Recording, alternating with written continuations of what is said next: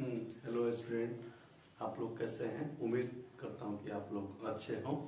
कल मैंने एक वीडियो शेयर किया था जो 11th के बच्चों के लिए काफ़ी बेसिक्स है। और 11th के तब वो बच्चे जो 10th पास किए हैं और वो बच्चे जो कॉमर्स चूज करना चाहते हैं उनके लिए ये वीडियो बहुत इम्पोर्टेंट है। ठीक है। और 12वीं के वो स्टूडेंट जिनकी बेसिक्स बहुत वीक है वो उनके लिए भी ये वीडियो बहुत ज्यादा इम्पोर्टेंट है। देखो, कॉमर्स स्टार्ट होता है 11th के पढ़ाई से, तो इसीलिए 11th की जो पढ़ाई और 12th की पढ़ाई है बहुत इम्पोर्टेंट है। तो इसको कवर करना बहुत ज्यादा जरूरी है। मैं हमेशा अपने स्टूडेंट को बोलता हूँ कि 11th का जो टॉपिक है उसको कवर करना बहुत इम्पोर्टेंट है और उसको सीरियसली पढ़ाई करने की जरूरत है।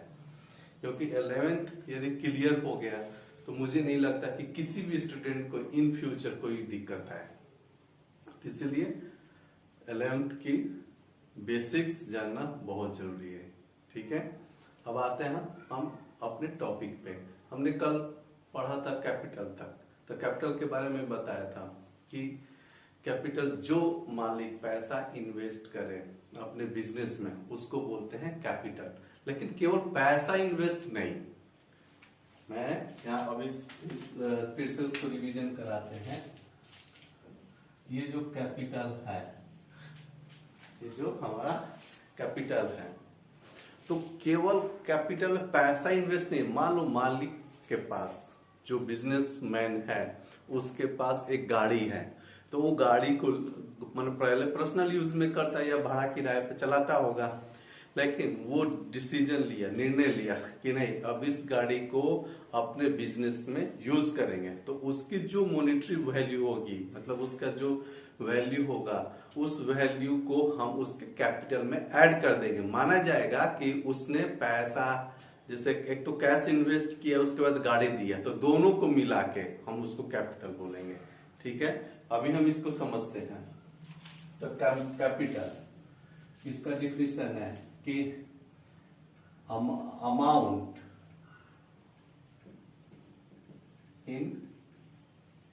Invested,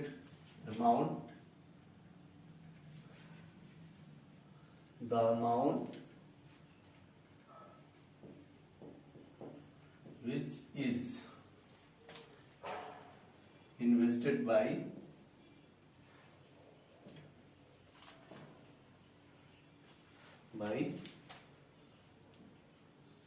owner in his business,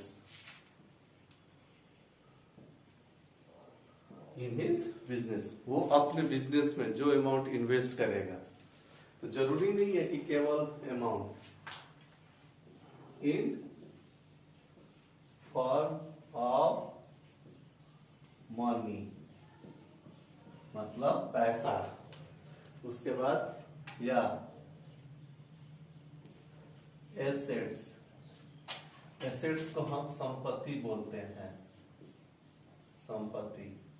ठीक है। हाँ, एसेट्स। हाँ, और इस एसेट्स के पास क्या होगा, उसकी कोई having monetary value, monetary value उसके, मतलब इसका नहीं, इसका क्या मतलब कि एसेट्स का वैल्यू जीरो नहीं होना चाहिए, मतलब नॉट, इसका जो वैल्यू है, value not equal to zero, zero नहीं होना चाहिए। जब जीरो ही वैल्यू है तो कहां सब कैपिटल में ऐड करेंगे। जैसे मान लो जो ओनर है उसने क्या किया, उसने कैश दिया, कैश इन्वेस्ट किया, तो कैश कितना इन्वेस्ट किया, मान लो 1 लाख रुपया। ठीक है, 1 लाख रुपया बिजनेस को दे दिया। उसके पास एक व्हीकल है, व्हीकल जिसका वैल्यू है 50,000 मान लो, मतलब 2.5 लाख है। उसकी जो व्हीकल है, व्हीकल का वैल्यू है 2.5 लाख, तो 2.5 लाख दोनों को जोड़ दिया जाएगा तो कितना हो जाएगा, 3,50,000। 3,50,000 हो गया, तो इसको हम बोलेंगे कैपिटल। ठीक है। तो केवल कैश नहीं, व्हीकल दे रहा है तो वो भी उसको उसके कैपिटल में ऐड किया जाएगा। ये बात समझ में आ गई? ठीक है, फिर हम थोड़ा सा और आगे पढ़ते हैं। देखो, ये ओनर है और ये बिजनेस है, ठीक है। ये ओनर और ये बिजनेस, ये दोनों अलग अलग है अकाउंटिंग के हिसाब से।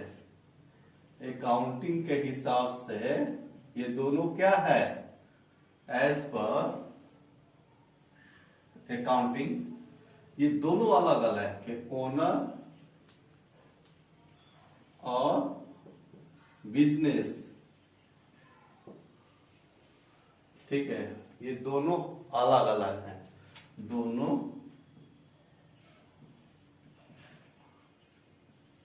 अलग है। मतलब कि ओनर ने बिजनेस को पैसा दिया, ठीक है, तो भले ओनर बिजनेस, इस बिजनेस का ये मालिक है, ठीक है, लेकिन हम इसका अलग ट्रीट करेंगे और इसका अलग ट्रीट करेंगे, ठीक है।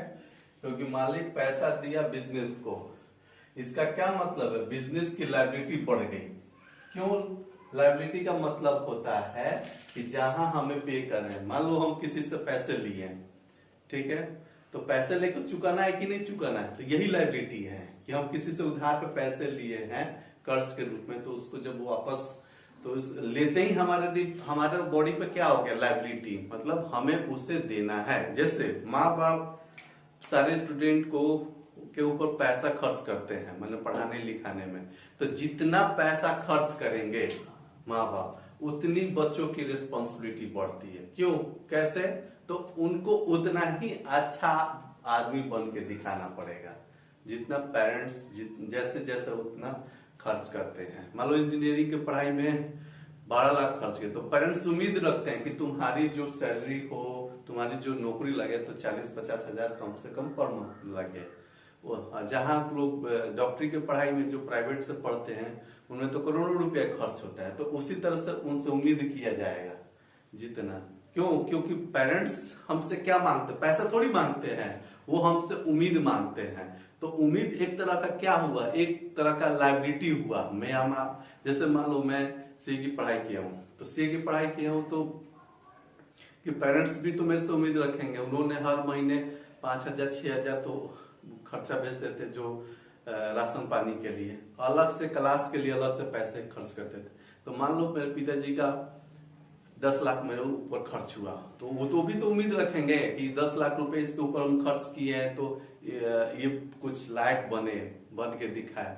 तो उसी तरह से हमारे ऊपर एक जिम्मेदारियां बनती जाती है, एक रिस्पॉन्सिबिलिटी होती जाती है, तो वही है लायबिलिटी। तो हम पेरेंट्स को क्या देते हैं, उम्मीद देते हैं लायबिलिटी के रूप। पैसा वापस थोड़ी, वो पैसा थोड़ी मांगते हैं पेरेंट्स, वो चाहते हैं कि लड़का कामयाब हो, उम्मीद, तो हम उन्हें क्या देते हैं, उम्मीद देते हैं।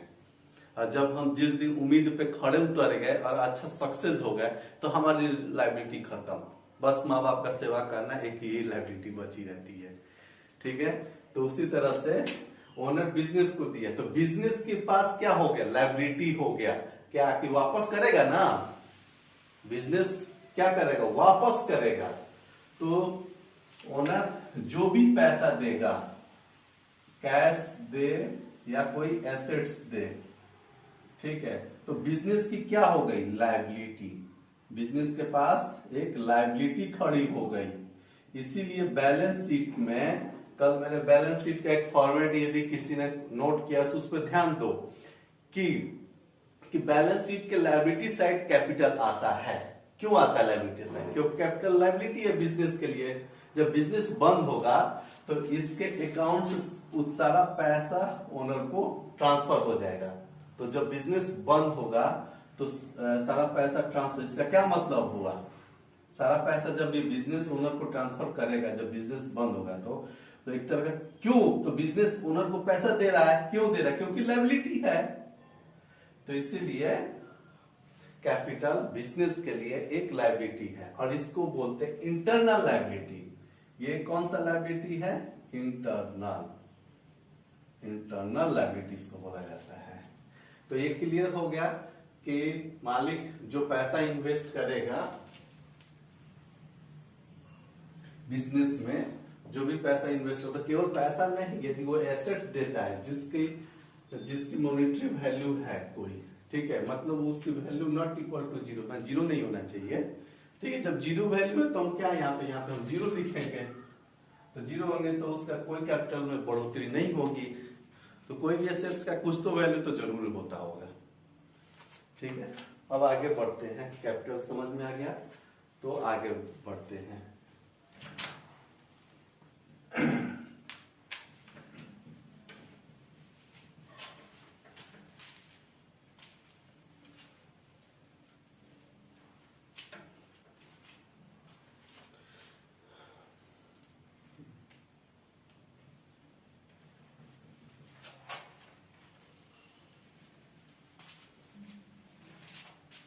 इस कैपिटल को हम क्या बोलते हैं, एक दूसरे नाम से भी जानते हैं,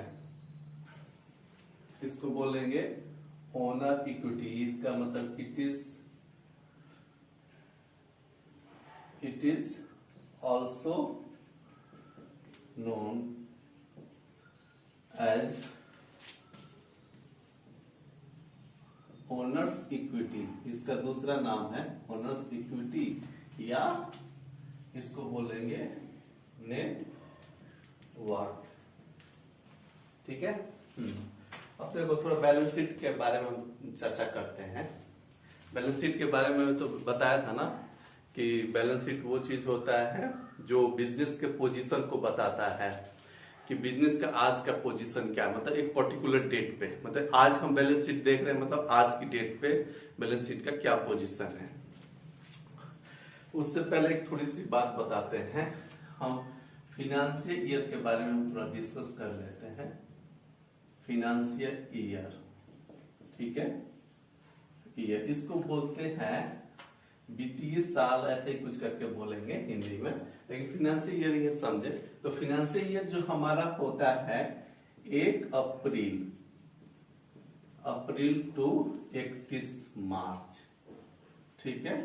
हाँ, लेकिन क्वेश्चन में मतलब ये हमारा एक्चुअल है, ये एक्चुअल हमारा है, पर क्वेश्चन में क्या होता है कि क्वेश्चन में फिनेंशियल ईयर जो है ना वो 1 जनवरी से क्वेश्चन में, और क्वेश्चन में फिनेंशियल ईयर जो है हमारा वो 1 जनवरी टू 31 दिसंबर भी देता है, ठीक है। लेकिन ये हमारा एक्चुअल है, 12 महीने का होता है फिनेंशियल ईयर।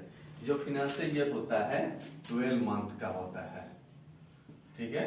हाँ, ठीक है। तो अब 1 अप्रैल से लेकर 31 मंथ 12 मंथ, 1 जनवरी से 31 दिसंबर 12 मंथ, लेकिन ये क्वेश्चन में दिया होता है, लेकिन एक्चुअल हमारा फिनेंशियल ईयर यही है। इसी के हिसाब से हम अकाउंटिंग होती है। जैसे मान लो 1 अप्रैल जो आया, क्या बोलते हैं 1 अप्रैल जो है, कौन सा 1 अप्रैल अभी आया था हमारा 1 अप्रैल 2021, तो इसका फिनेंशियल ईयर तो क्या हो गया हमारा 31 मार्च 2022, मतलब 12 महीने का। तो 1 अप्रैल 2021 टू 31 मार्च 2022, तो ये हमारा फिनेंशियल ईयर हुआ न्यू, जो हम अभी जो चल रहा है।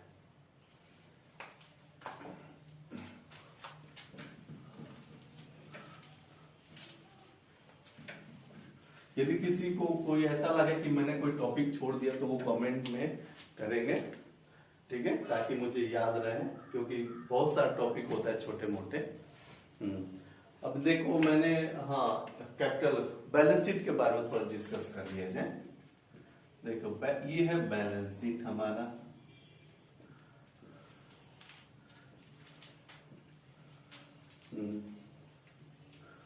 हाँ, ये एसेट साइड है हमारा, ये हमारा लायबिलिटी साइड है।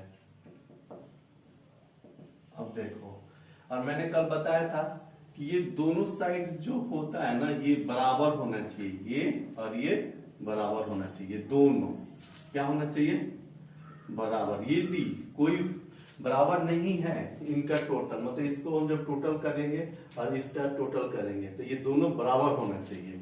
यदि बराबर नहीं है, इसका क्या मतलब है, हमारी अकाउंटिंग में कुछ ना कुछ गड़बड़ है। ये बात का ध्यान रखना जरूरी है। तो अब देखो एक तरह का ये फॉर्मूला बन जाता है। तो इसमें लायबिलिटी साइड, दो तरह की लायबिलिटी हो गया, एक इंटरनल मतलब कैपिटल और एक होता है एक्सटर्नल लायबिलिटी। तो उसका नाम हम लायबिलिटी के देते हैं, ठीक है, लायबिलिटी के ही नाम दे दिया, ठीक है। तो ये हो गया इंटरनल लायबिलिटी, ये हो गया एक्सटर्नल लायबिलिटी। अब देखो इससे एक फॉर्मूला बन गया। क्या फॉर्मूला बना, तो हाँ, तो ये देखो एसेट्स इज इक्वल टू क्या हो गया, capital plus liability.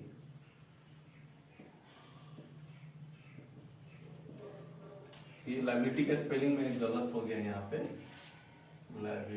Spelling mistake से कोई घबराना नहीं है, ठीक है, कॉन्सेप्ट को समझना है।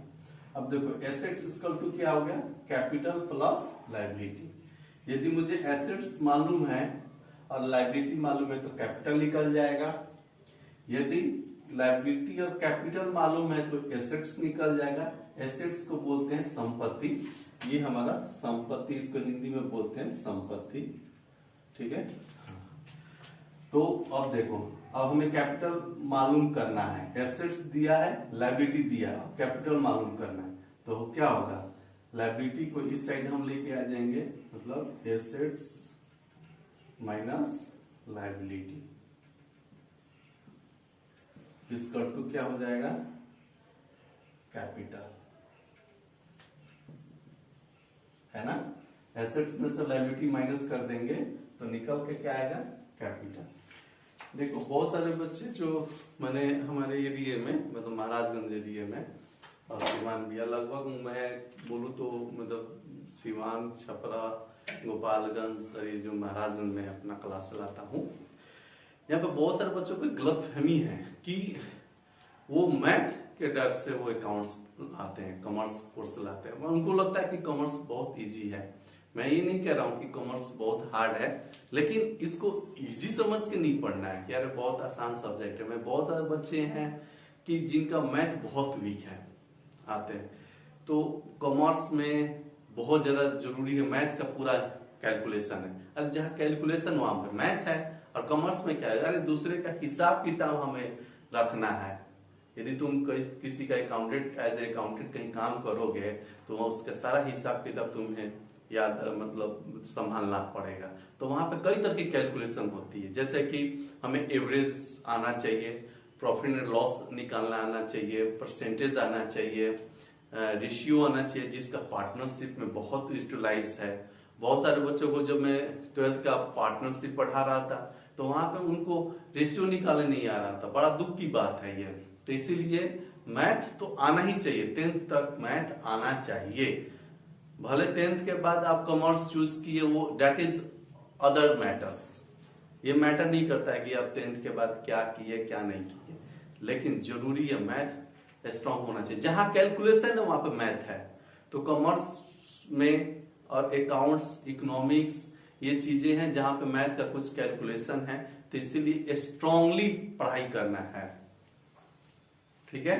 चलते हैं अब टॉपिक पे, लेकिन इसको आसान, यदि जैसे बहुत सारे साइंस के स्टूडेंट्स होते हैं वो कॉमर्स के स्टूडेंट को भाव नहीं देते, अरे कोई जरूरत नहीं है भाव लेने की, ये कॉमर्स है, ये भी अपने आप में सारा सब्जेक्ट अच्छा है। आर्ट्स को लोग बहुत इजी समझते हैं, यार जिसको पढ़ना ही नहीं है तो इजी है, लेकिन जब पढ़ना होता है तो दिमाग लगता है। ऐसा नहीं है कि हर कोई भी सब्जेक्ट आसान नहीं है। मेरे हिसाब से आर्ट्स मुझे मुश्किल लगता है, क्योंकि इसमें थ्योरी है, बहुत पढ़ना होता है, लोग पढ़ता ही नहीं है तो कहाँ से आर्ट्स उनको मुश्किल लगेगा। तो इसीलिए जो पढ़ेगा उसको थोड़ा सा चैलेंज उसको सामना करना पड़ेगा, चैलेंज होगा उसको। तो इसीलिए सबसे ज्यादा जरूरी है कि कोई भी सब्जेक्ट ले, मेहनत करे और मेहनत से पढ़े, ठीक है। अब हम अपने टॉपिक के ऊपर आते हैं कि हमने क्या एक फॉर्मूला निकाला, ये हमने फॉर्मूला निकाला कि assets equal to capital plus liability, ठीक है। अब हमें एसेट्स दिया गया है, लायबिलिटी मालूम है, कैपिटल नहीं पता है। तो हम कैपिटल निकालेंगे ना इस फॉर्मूले से, तो लायबिलिटी को इस साइड लाएंगे, तो ये प्लस है तो ये माइनस में हो जाता है, और फिर एसेट्स में से लायबिलिटी माइनस हो जाएगा, तो क्या निकलेगा? कैपिटल। अब आगे हम थोड़ा सा बढ़ते हैं डिफिनीशन में, क्योंकि ये इतना कैपिटल में बहुत टाइम लग गया। हाँ, चलते हैं। लेकिन इस चीज को याद रखना है, ध्यान रखना है, ये बहुत इंपॉर्टेंट चीज है, ये आगे बहुत काम आएगा। इन चीजों को हम यदि नजरअंदाज करेंगे तो बहुत दिक्कत हो जाएगी। अब हम आते हैं ड्राइंग पे, कि ड्राइंग क्या है।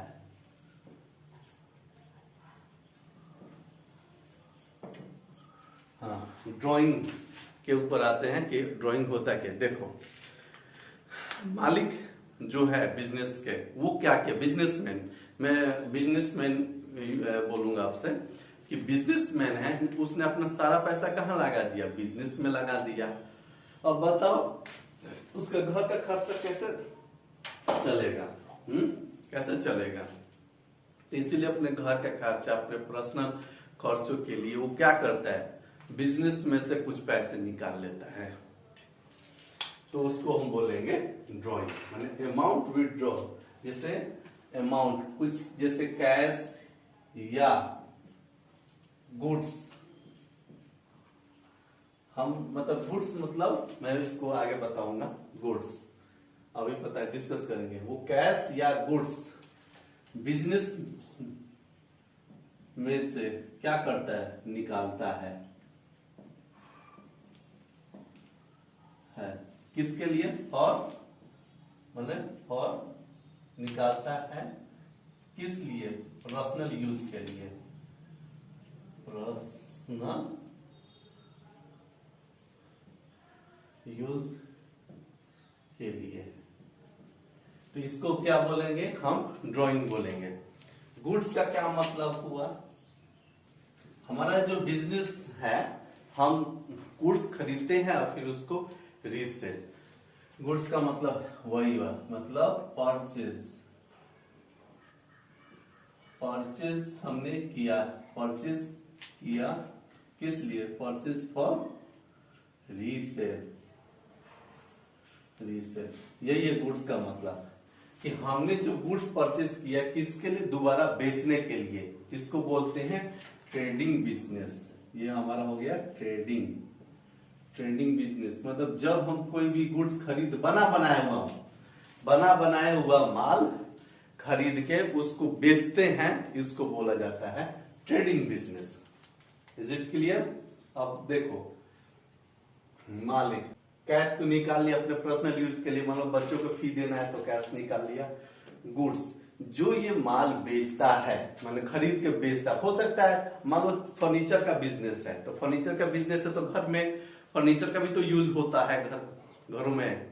तो मैं क्या किया कि अपने दुकान से गया, दुकान में से 2 फर्नीचर उठाया और लेके बिजनेस घर पे पहुंचा दिया।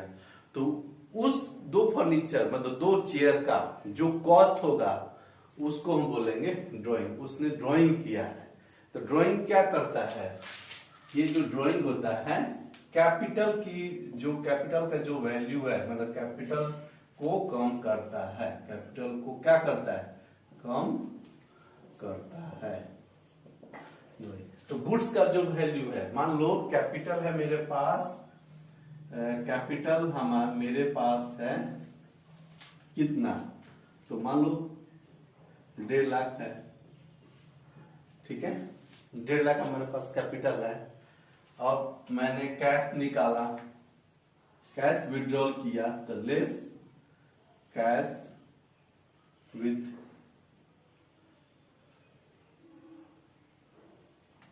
विड्रॉल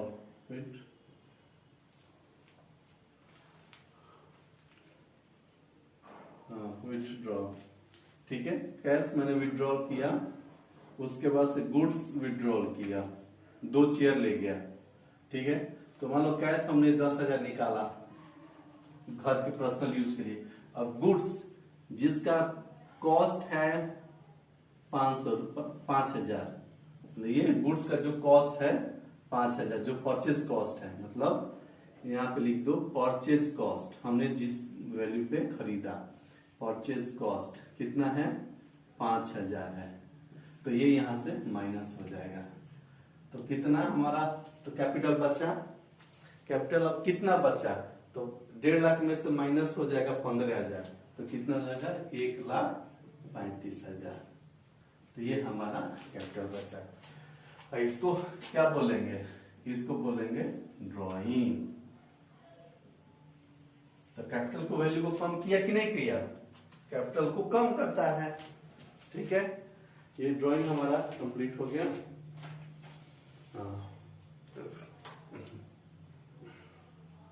कुछ चीजें और हम आगे थोड़ा सा बताएंगे, एडवांस में भी बता देते हैं ताकि यहाँ पे वो कॉन्सेप्ट हम समझ जाए। ये हो गया। अब चलते हैं आगे।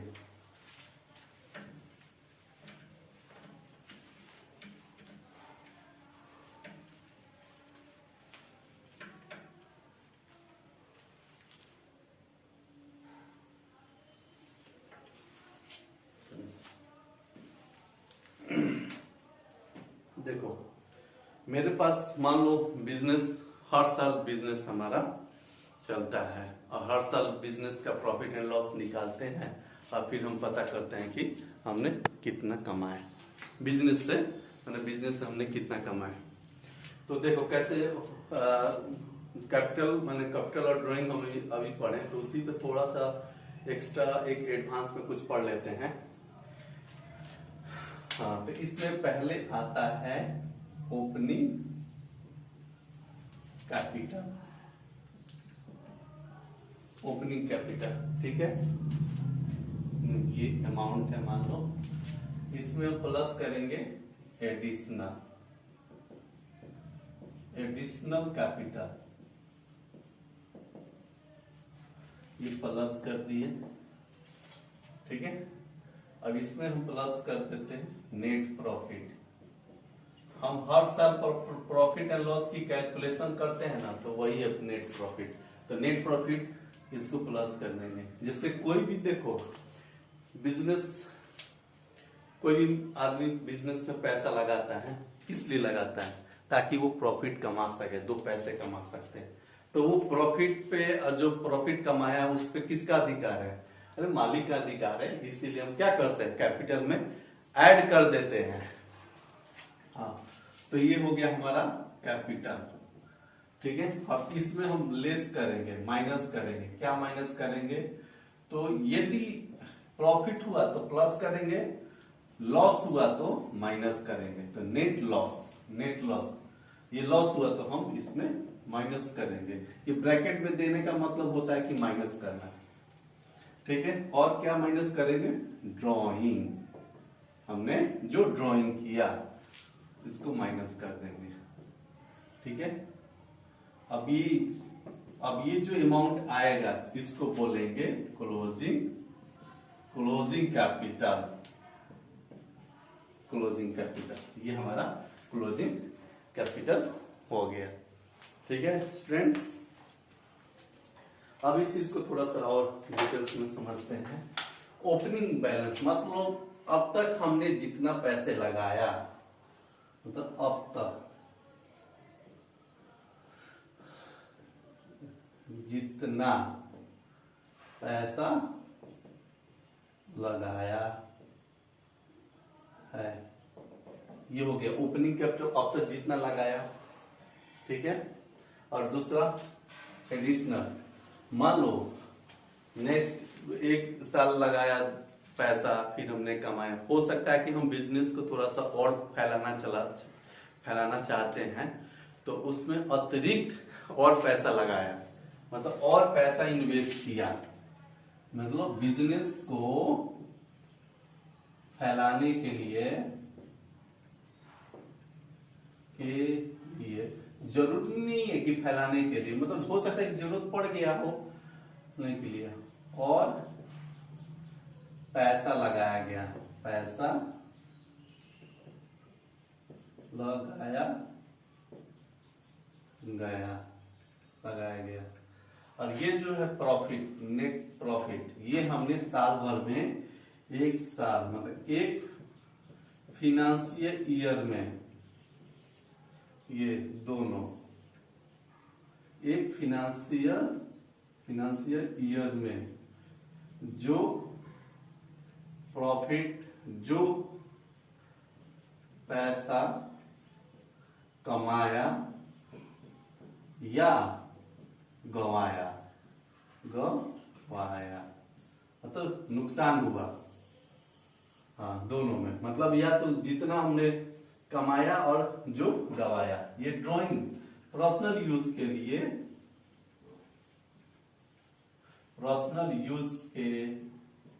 लिए विड्रॉल किया गया,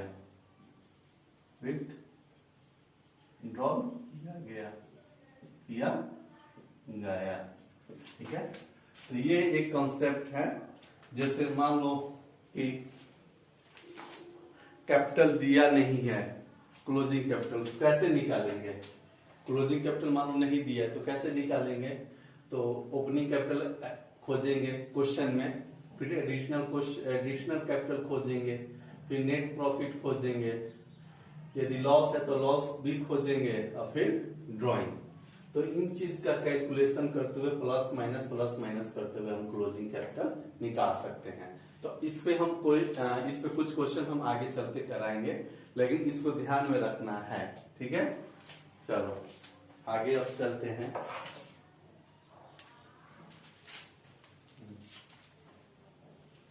एक बार इसको आप लोग नोट कर लें, वीडियो पॉज करके भी नोट कर सकते हैं।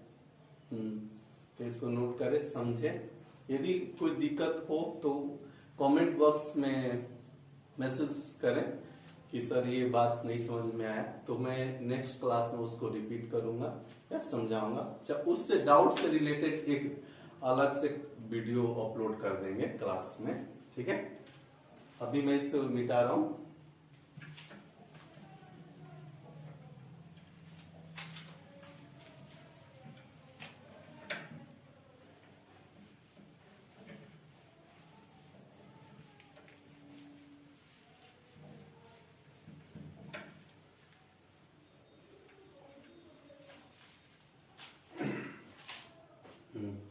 अब आगे चलते हैं लायबिलिटी के पास। हमने कैपिटल पढ़ा, ड्राइंग पढ़ा और एक लायबिलिटी, क्योंकि लायबिलिटी साइड में कैपिटल आता है और फिर अदर लायबिलिटी आता है। तो लायबिलिटी के बारे में हम अब डिस्कस करेंगे।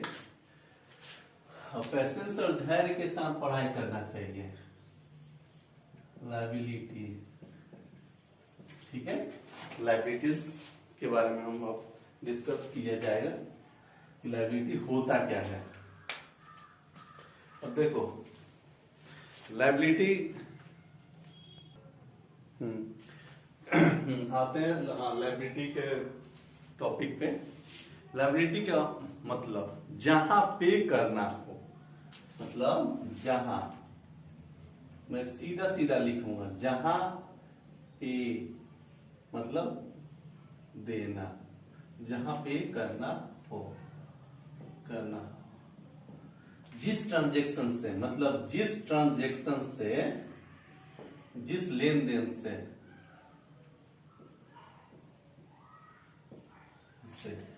जिस ट्रांजैक्शन के से यह लगे कि बिजनेस को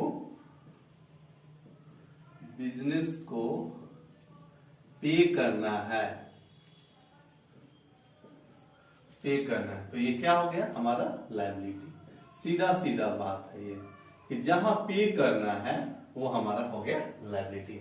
हमें किसी को पैसे देना हो या एसेट देना हो, ठीक है, तो जहां ऐसा लगे कि हमें किसी को कुछ देना है तो वो हो गया हमारा लायबिलिटी। लायबिलिटी का सीधा यही मतलब है। ठीक है, अब चलते हैं कि लायबिलिटी में क्या क्या आता है, उसको थोड़ा सा डिटेल्स में पढ़ लेते हैं। जहां पे करना है वो हो गया हमारा लायबिलिटी। अभी देखो लायबिलिटीज,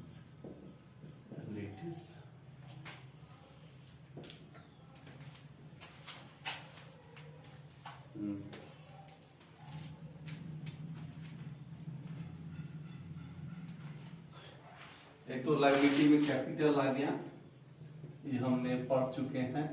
दूसरा लोन, जो कल के क्लास 1 में, क्लास जो नंबर 1 है उसमें क्लास में ये बता दिया था लोन के बारे में।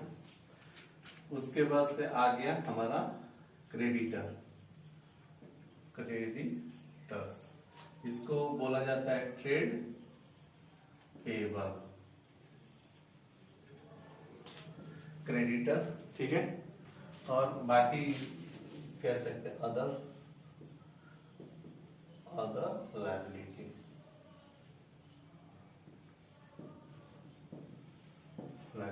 Other liability. तो कैपिटल के बारे में तो हम लोग पढ़ चुके हैं।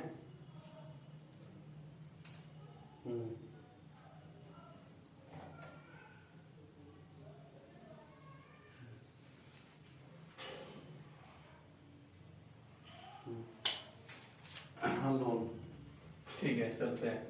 अब देखो क्रेडिटर के बारे में हमें थोड़ा जानना है कि क्रेडिटर क्या है। किसी भी पर्सन से या किसी कंपनी से जब गुड्स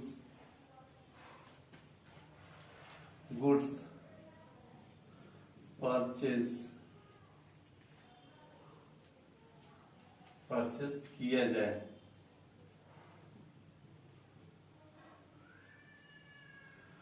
जब गुड्स परचेज किया जाए और सर्विस लिया जाए,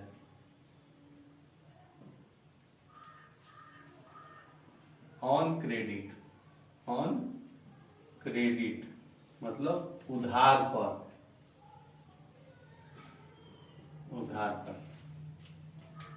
तो सन्डी क्रेडिटर का क्या मतलब है? जब गुड्स हम परचेज करते हैं या सर्विस लेते हैं, ठीक है, ऑन क्रेडिट मतलब उधार पर, उसको पैसे नहीं दिए गए। अब मान लो जैसे कि मैंने कुछ पेन जाके खरीदा, पैसे दे दिया, तो काहे की लायबिलिटी। लेकिन यहां पर हमने गुड्स परचेज किया है और सर्विस लिया है। कैसे लिया है? तो ऑन क्रेडिट, उधार पे लिया है। तो इसलिए ये हमारा क्या हुआ, हमारा लायबिलिटी खड़ी हुई भाई। हमको मान लो गुड्स हम परचेज किए उधार पे, तो इसका क्या मतलब हुआ, आगे चल के उसको हम पैसा वापस करेंगे ना, फ्री में थोड़ी लिए हैं।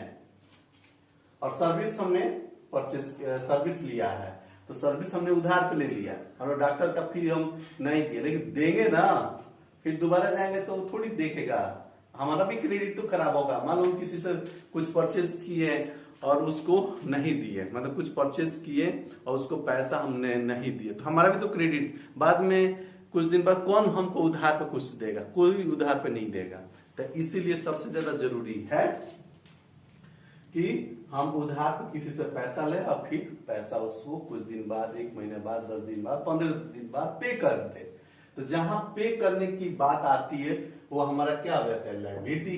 तो इसीलिए क्रेडिटर क्या है, हमारा लायबिलिटी है। इसको बोलते हैं हिंदी में लेनदार। ये लेनदार है हमारा, हिंदी में इसको लेनदार बोलते हैं, और इंग्लिश में क्रेडिटर और ट्रेड पेबल। ठीक है, समझ में आ गई ये चीजें। अब चलते हैं नेक्स्ट टॉपिक पे।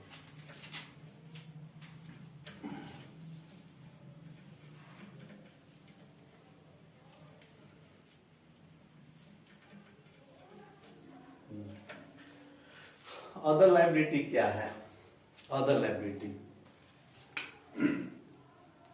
तो अब अदर लायबिलिटी का मतलब क्या होता है कि वो छोटे मोटे लायबिलिटी जहां हमें पे करना हो, वो अदर लायबिलिटी में। जो कैपिटल में जो नहीं आता है, जो लोन में नहीं आया, वो कहाँ आ जाएगा, जो क्रेडिटर में नहीं है वो आ जाएगा अदर लायबिलिटी में। अदर लायबिलिटी का कुछ एग्जाम्पल लिख देते हैं। एग्जाम्पल में सैलरी पेबल, ठीक है। अब सैलरी पेबल है क्या भाई? तो देखो, कोई भी एम्प्लॉय 1 महीना तुम्हारे पास जॉब किया, बिजनेसमैन के पास जॉब किया, तो उसको अधिकार बनता है ना कि वो सैलरी ले। मतलब 1 तारीख से 1 तारीख, मान लो 1 अप्रैल, जो अप्रैल बीता, ठीक है, अप्रैल 1 अप्रैल 2021 टू 31 अप्रैल 2021 तक उसने क्या किया, वर्क किया, वर्क इन ऑफिस, ठीक है, ऑफिस में काम किया। तो 30 तारीख आते ही, 30 तारीख आते ही थोड़ी हम पैसा किसी को देते हैं, नहीं, हम मई में देंगे, मतलब 5 मई को दे, 6 मई को दे, या 2-3 मई को दे, जब भी दे। लेकिन 30 अप्रैल को हमारी एक लायबिलिटी बन गई, तो 30 अप्रैल आते ही यहां एक लायबिलिटी हमारी खड़ी हो गई, एक लायबिलिटी बन गई, ठीक है, क्योंकि उसने 1 अप्रैल से लेकर 30 अप्रैल तक ऑफिस में काम किया। हाँ, तो 30 अप्रैल बीतते ही हमारी एक लायबिलिटी बन गई कि नहीं, कि उसको हमको सैलरी देना है। तो जहां देना है आ गया, वो हमारा हो गया लायबिलिटी। ये बात क्लियर हो गई? गुड। ऐसे ही समझना है। तो ये एग्जांपल है, ठीक है, इसी एग्जांपल से अभी हम काम चलाएंगे आगे। जैसे जैसे जनरल एंट्री में जो जो टॉपिक आएगी, नई नई डिफिनेशन आएंगे, तो हम वहां पहले डिफिनेशन की बात करेंगे, फिर हम जनरल एंट्री की करेंगे, ठीक है। चलो, अब थोड़ा सा एक और चीज इसमें हम पढ़ेंगे लायबिलिटी में ही।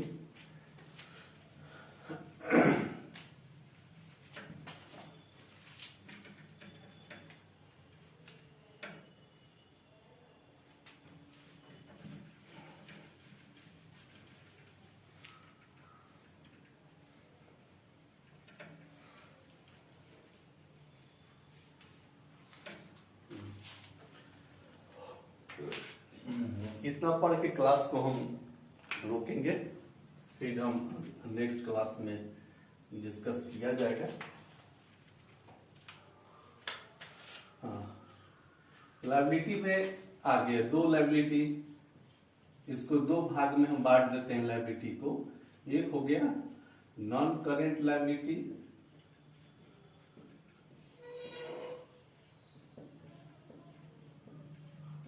एक हो गया करेंट लायबिलिटी, करेंट लायबिलिटीज।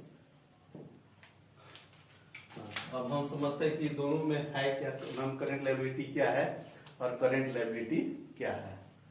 तो देखो, करेंट लायबिलिटी, जिस लायबिलिटी को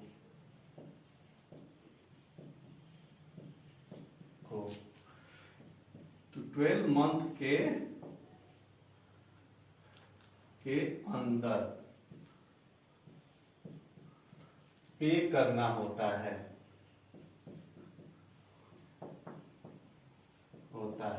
उससे बोलेंगे करेंट लायबिलिटी, ठीक है। और ये जिस लायबिलिटी को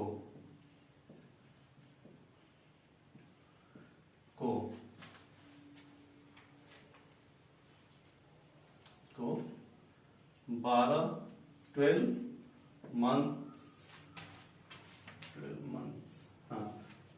मंथ्स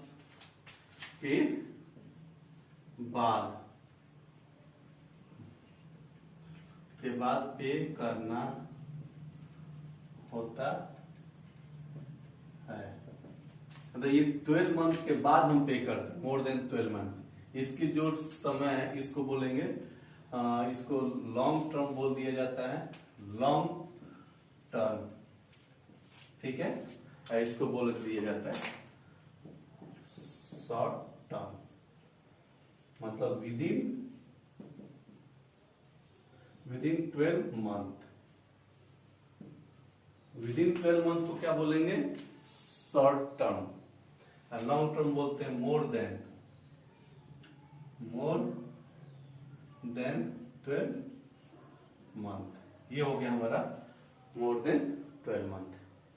तो नॉन करेंट लायबिलिटी क्या हुआ, जिस लायबिलिटी को हम 12 महीने के बाद पे करना होता है वो हो गया हमारा नॉन करेंट। इसको बोलेंगे लॉन्ग टर्म बोल दिया जाता है। लॉन्ग टर्म का मतलब हो गया मोर देन 12 मंथ। और करेंट लायबिलिटी शॉर्ट टर्म मतलब विद इन 12 मंथ, जिस लायबिलिटी को 12 महीने के अंदर पे करना होता है उसको बोलेंगे करेंट लायबिलिटी। ठीक है, अब हम मिलते हैं नेक्स्ट क्लास में। उस क्लास में हम एसेट्स के बारे में बात किया जाएंगे। हाँ, इसमें थोड़े से एग्जाम्पल छूट गया, इसमें कौन कौन सा एग्जाम्पल आता है।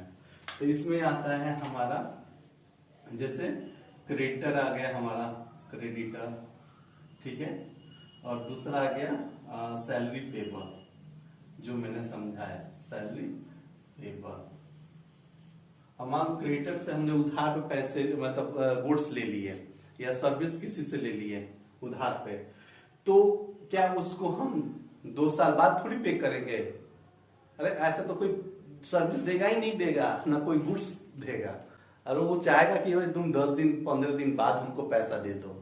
तो ये हो गया शॉर्ट टर्म। ठीक है, सैलरी भी तो पेबल है, तो ऐसा थोड़ी एम्प्लॉय से तुम 1 साल काम करना वो सारा और उसके बाद उसको 1-2 साल बाद पैसा दो, ऐसा नहीं होता है। कोई एम्प्लॉय काम नहीं करेगा, तो इसलिए ये शॉर्ट टर्म हो गया। और इसका एग्जांपल हो गया कि loan from bank, loan from bank, bank से जो हमने लोन लिया है, तो ये आ गया हमारा नॉन करेंट लायबिलिटी में। वो लोन जिस लोन को हमें 5 साल बाद, जैसे गाड़ी पे हमने लोन लिया तो लोन चुकता करते हैं ना, लोन पे हमने गाड़ी ले लिया बैंक से, तो 5 साल लग जाता है, 6 साल लग जाता है, तो इसको बोलेंगे नॉन करेंट। और शॉर्ट टर्म में मतलब जिसको 1 महीना के अंदर देना हो, 2 महीना, मतलब विद इन 12 मंथ एटलीस्ट। ठीक है, चलो अब इस क्लास को यहीं पे रोकते हैं। और वीडियो पसंद आया हो तो उसको लाइक और सब्सक्राइब करें, और ज्यादा से ज्यादा बच्चों को ये शेयर करें, ताकि सबको बेसिक्स अकाउंट्स का कम से कम बेसिक कंप्लीट हो जाए। ये बहुत जरूरी है, इसके बिना अकाउंट्स किसी के लिए किसी का भी अकाउंट जीरो है। यदि ये बेसिक जो मैंने क्लास स्टार्ट किया ये सही से हो गया, कंसेप्ट क्लियर हो गया, तो समझो कि वो उसकी तो बल्ले बल्ले है। अदरवाइज ये कंसेप्ट बिहार के ये कंसेप्ट यदि क्लियर नहीं होगा तब दिक्कत है। बिहार के बच्चों को अक्सर देखा जाता है कि उनका कंसेप्ट बहुत वीक होता है। अरे इसमें कॉमर्स में क्या होता है कि वो बच्चे सोच के आते हैं कि यार इसको कम पढ़ना पड़ेगा, नहीं पढ़ना पड़ेगा, बहुत इजी है। अरे इजी कुछ नहीं होता है, ठीक है, इजी बनाना पड़ता है पढ़ लिख के मेहनत करके। तो इसीलिए मैं बोलूंगा सारे स्टूडेंट्स जो 10th पास कर गए हैं अभी से लग जाएं, जिनको कॉमर्स लेना है अभी से लग जाएं। और 12th के वो बच्चे जिनकी बहुत वीक है बेसिक्स, वो इस वीडियो को जरूर देखें और मेहनत करें। Thank you for watching, bye.